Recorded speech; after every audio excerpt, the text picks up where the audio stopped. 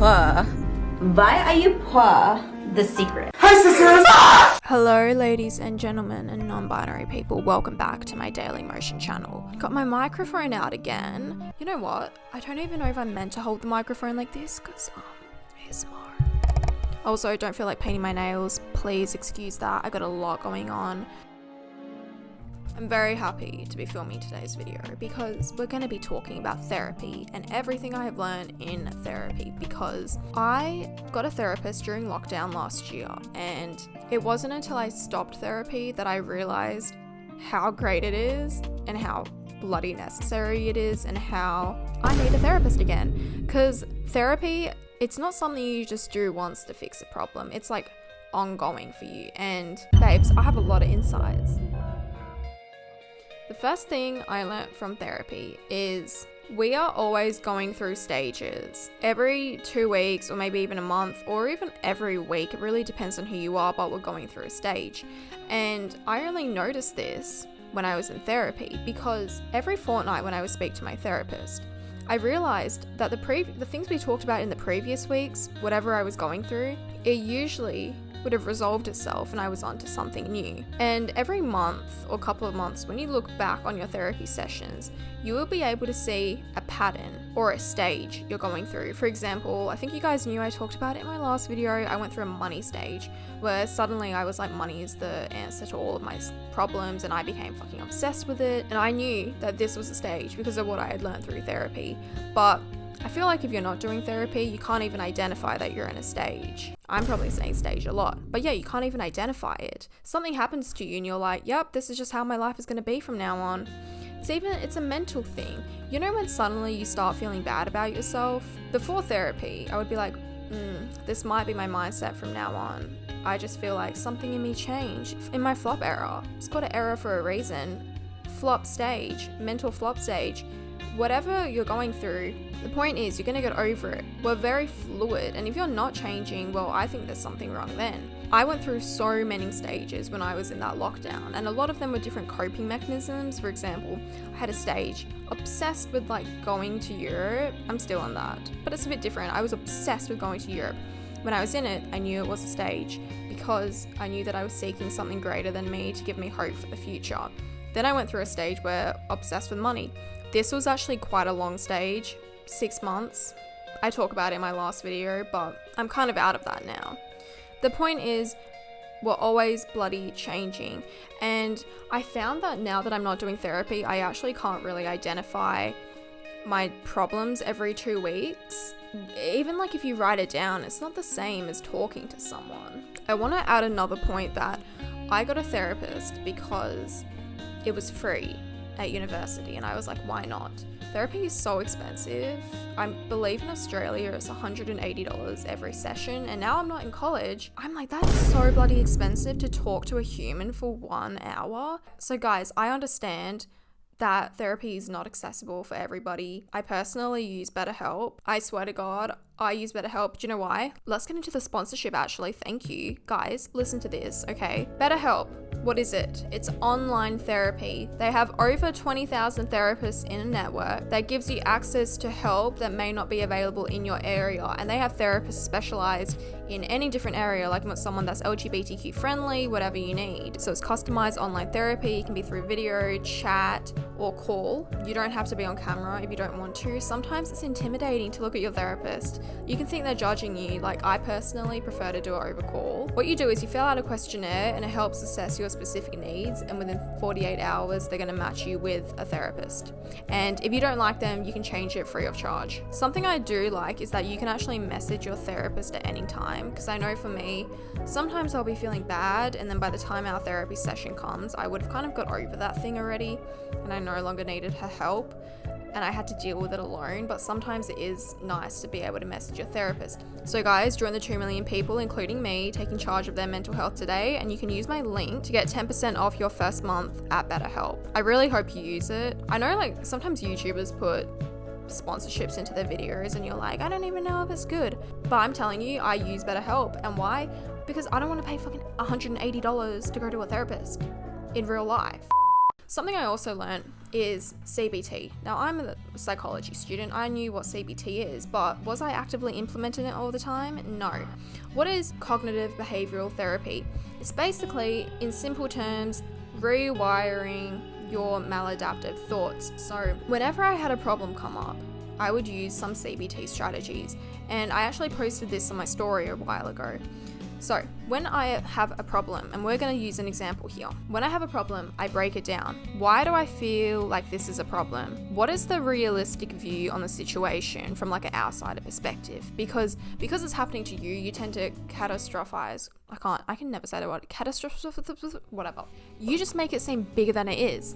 So what is the outsider view on the situation? What am I feeling right now? 4. I write affirmations about what I can do to alleviate whatever I'm feeling in that situation, because usually we just want to feel safe. So I reaffirm to myself that I am safe. And 5, I think of strategies which can solve the problem, because there's no point just crying. That's going to make you feel worse. Like, okay, if you need to let the emotion out, then let it out. You never suppress your feelings, okay? You always have to feel it. Your feelings are valid. We'll get into it later, but you have to feel it. You know, if you're crying day in, day out over something that you do have control over, well, that's the problem there. So you need to find solutions. I'm going to give you an example. When I was moving from Sydney to Melbourne, I was feeling very uneasy because, you know, I had called Sydney home for 4 years. I didn't really want to go to Melbourne. I felt like, in a way, I felt like I was moving backwards, and then I knew I was going to my hometown after. So it added to all these feelings. And overall, I had moving problems. I was very, very stressed. And what I did was I kind of would tell myself reasons why, hey, this is actually not the end of the world, Simone. You can move back to Sydney realistically. Because in your head, sometimes in my situation, I was like, oh, I'm never going to move back. I'm so sad. I'll never be back to Sydney. But, you know, that's what the brain does. So you have to control that. And I would say, well, I can move back. And at the end of the day, I am safe. I have a home to go back to. Sydney's always going to be there. That's just an example of rewiring your thoughts. You know, that wasn't the biggest problem I've ever had, but it was like one of my most recent, which I can recall doing CBT on. So another one is that if you want to be happy, you need to learn to live by your values. This was actually what I learned in my first therapy session ever, and I didn't understand what she meant. She was like, what are your values? And I'm like, I don't know. She's like, you need to live by your values. I'm like, I don't know what that means. You can like Google values, figure out your values. There's a bunch of worksheets on it.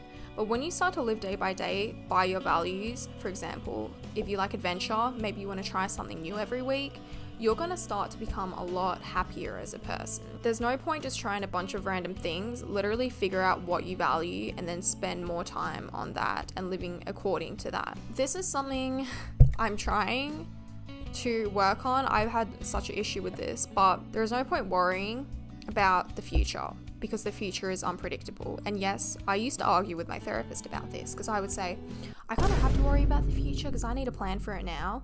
And she's like, yes, but you also need to know that the future is actually right now. So you need to learn to be present in it through mindfulness. And I still struggle with that. I live in the future. I'm counting down the days to a year. My life revolves around it. It's not good. But the future is right now.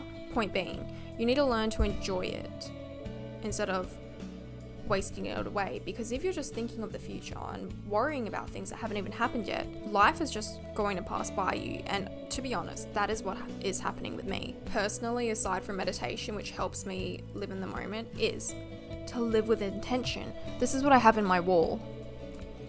Live with intention. What do I want to do right now? The reason I have that is because we have so many distractions in this day and age. Like, we have our phone.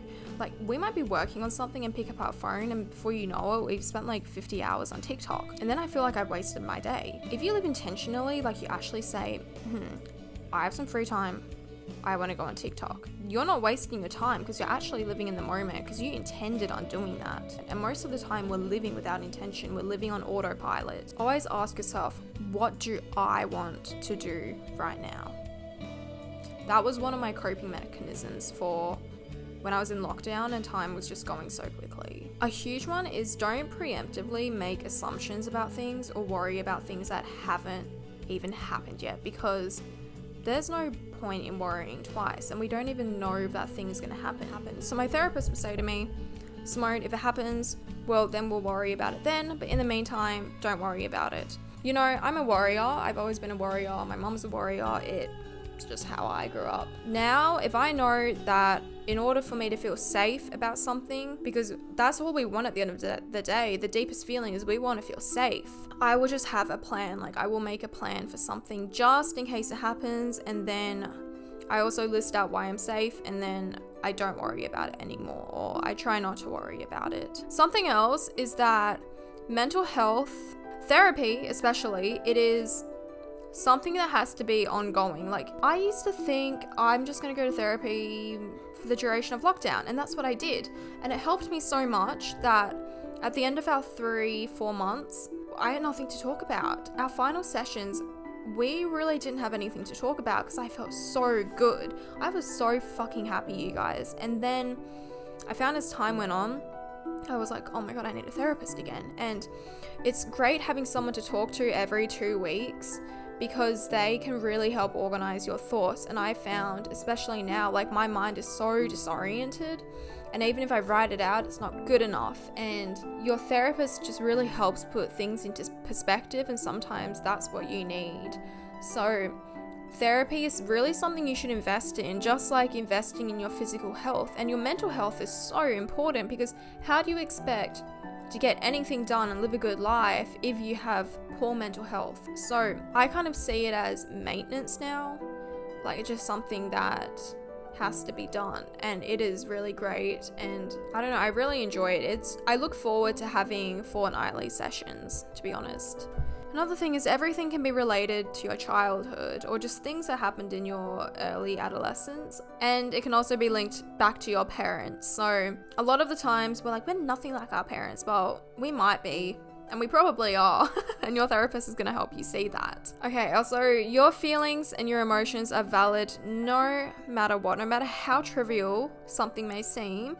It is valid. Why? Because it's happening to you and it's making you feel a particular way. Feel your emotions and try not to feel guilty about what you are feeling. That is something I struggle with, because if I feel bad, I'm like, bro, like there's literally people in a war dying at the moment, and here I am feeling bad because I don't know what country to move to next. Example situation. But it is a valid stressor.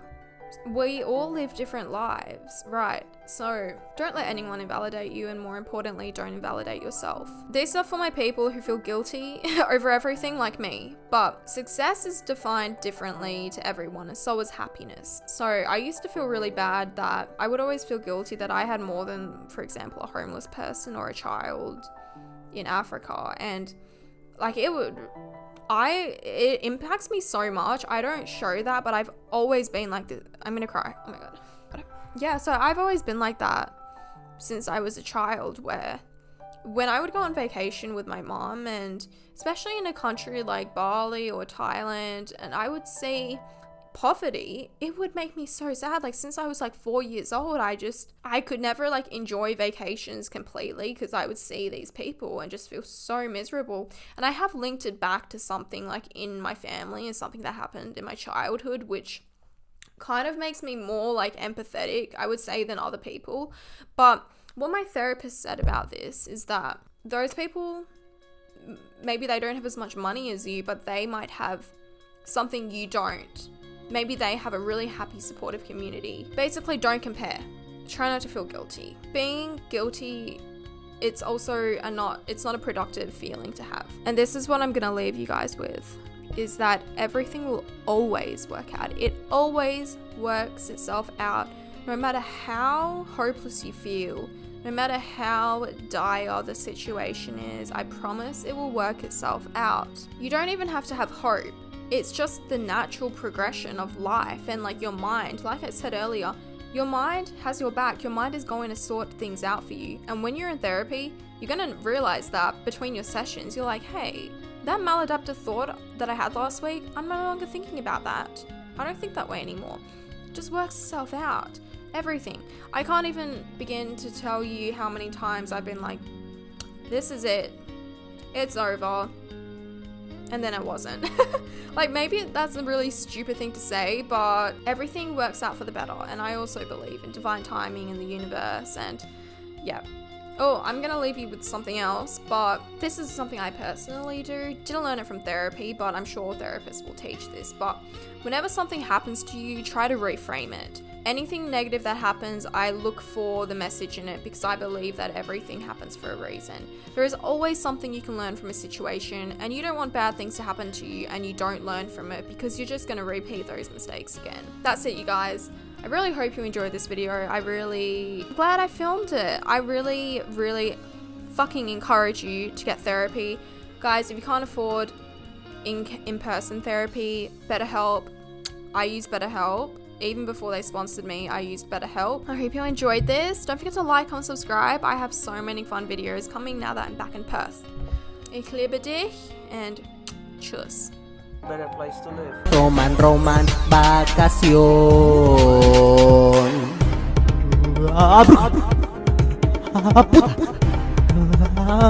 Mi hada madrina dijo que sí. Este de aquí me hizo llorar. Este otro me dice marica. Este otro de mí piensa mal. Esto es lo que hago cuando me chingan.